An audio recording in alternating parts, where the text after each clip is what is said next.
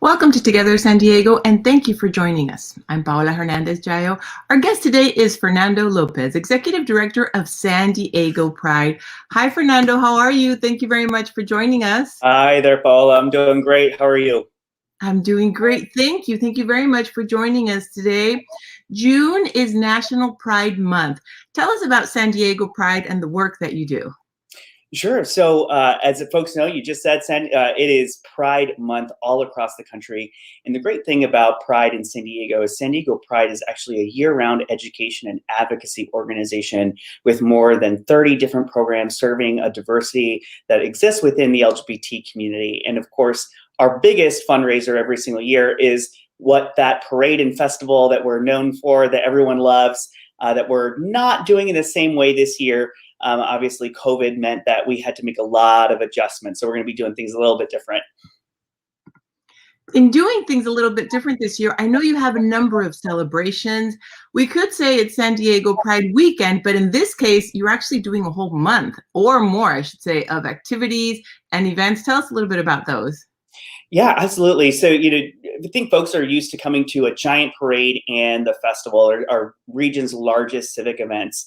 This year, because of all of the last minute COVID changes and the pandemic, we're all adapting. And so we've got a big pride from June 24th to July 24th. We've got about 30 some different events and more. We keep announcing more and more every day that we're happening all over the county, right? LGBTQ folks don't just live in Hillcrest. We live all over San Diego County. So we're kicking off some of the main ones are like our She Fest, our women's event is happening on July 10th. We've got a community resilience march that's happening on July 11th.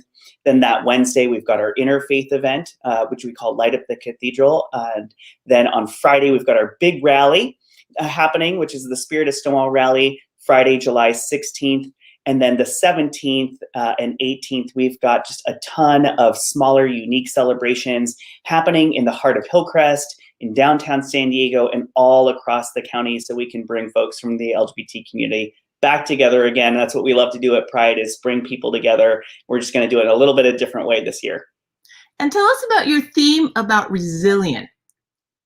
Sure. So every year, San Diego Pride and Pride organizations around the world come up with a theme. And so we try to think about what are the political, what are the social implications that are happening that year. And the thing that kept coming up for us was this concept of resilience, or being resilient. The LGBT community has been discriminated against, had been abused throughout our history.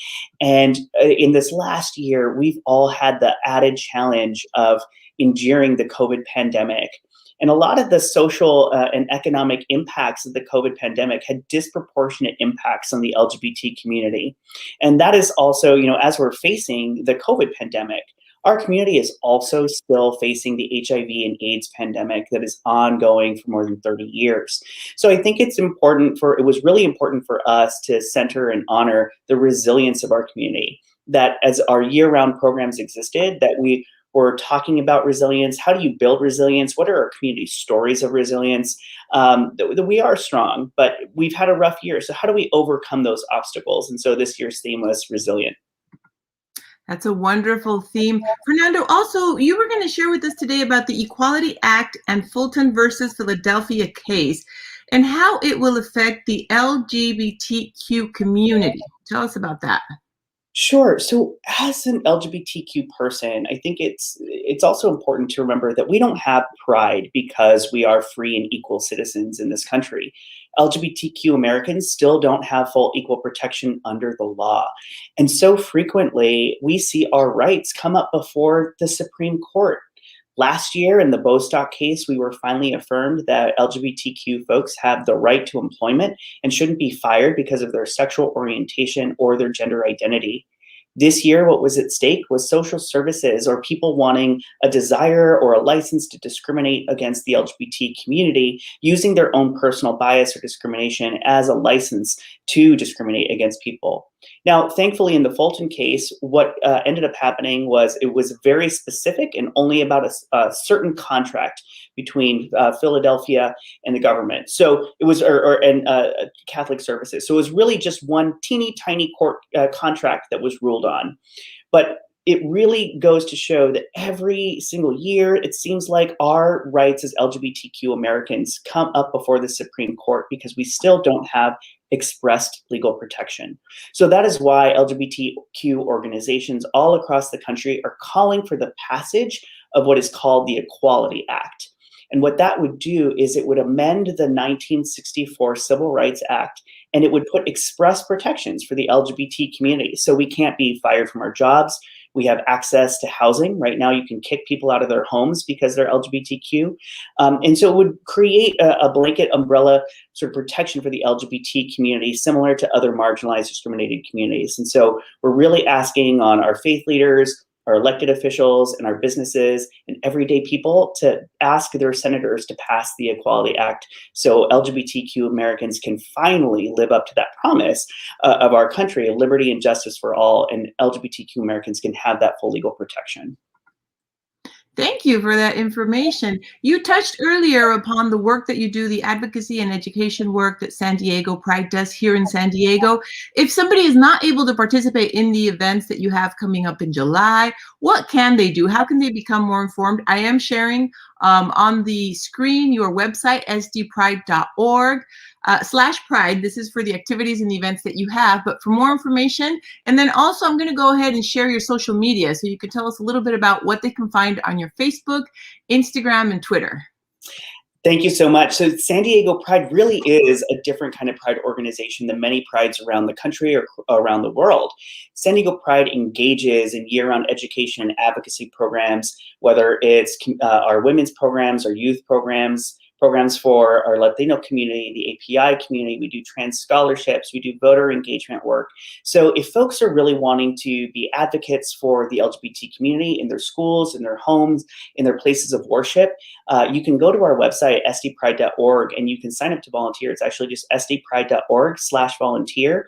Or you can go to sdpride.org/programs, and you can see all of those year-round education and advocacy programs that we have. So there's always something happening. We say we're Pride 365 around here. It is so much more than a week or a weekend or just a month. There's stuff to do with our organization all year round. So true, Fernando. We've been to your center and we have seen the advocacy work and the education work that you and your team do there. Before we end, I do want to thank Alex from your staff for helping us to organize and coordinate for this interview. And also in closing, I do want to share, you sent me a picture, I believe it's of some of the entertainment and the events that you're going to be having during San Diego Pride. Let me go ahead and share those two and you can tell us a little bit about those. Does that sound okay? Sure, that sounds great. So tell us about this march. So, this year we're having a march, which is a free speech march calling for, again, that passage of the Equality Act. We're still fighting for our rights. Putting on a parade is so much harder and so much more expensive. It takes hundreds of volunteers, almost a year, to make sure that we're producing that. So this year we're doing a free speech march. And normally that parade goes from the heart of Hillcrest into Balboa Park, where we have our festival. This year, we're talking about resilience, so we flipped it, and we're actually going to be meeting in Balboa Park and marching back into the heart of Hillcrest, meeting at that pride flag and encouraging folks to celebrate in our community. This is one of our RuPaul Drag Race performers, Got Mick, really excited that they're going to be joining us this year. We're getting ready to announce a few other of the RuPaul Drag Race winners. They'll be performing at a Viejas Resort and Casino at their venue called The Park. And so Pride at the Park with Got Mick will be that Saturday, July 17th. And that's just one of the many events that we have going out on all throughout the county for the next month. Lot of exciting stuff going on. And in closing, can you tell us a little bit about what they can find on your social media?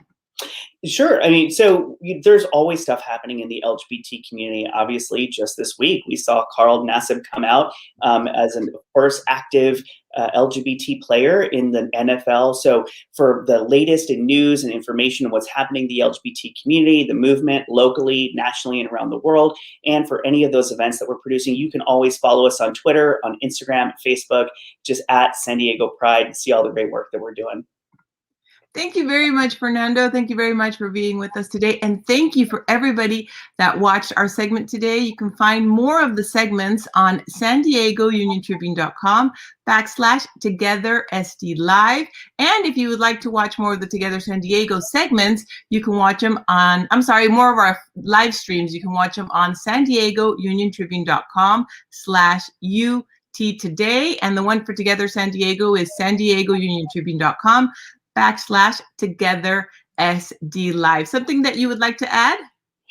No, just I really appreciate you, Paola, and everyone at the UT. You've been great, and I really appreciate you talking about these stories, the LGBT community. Thank you very much, Fernando. Always a pleasure to speak with you, and thank you very much for being on our show. Have a wonderful day. Gracias. Have a good day. Gracias, and thank you everybody that's watching. Have a wonderful day. Bye. News is more important today than ever before. I'm currently outside Otay Mesa Detention Center. I'm about to get a report at Sharp. Out at Sunset Cliffs. COVID testing site. We live for these times when we're able to bring the news into the homes of people who need it the most. I thank all of you for supporting our work. When you subscribe to the paper, you're telling us that you believe in what we do.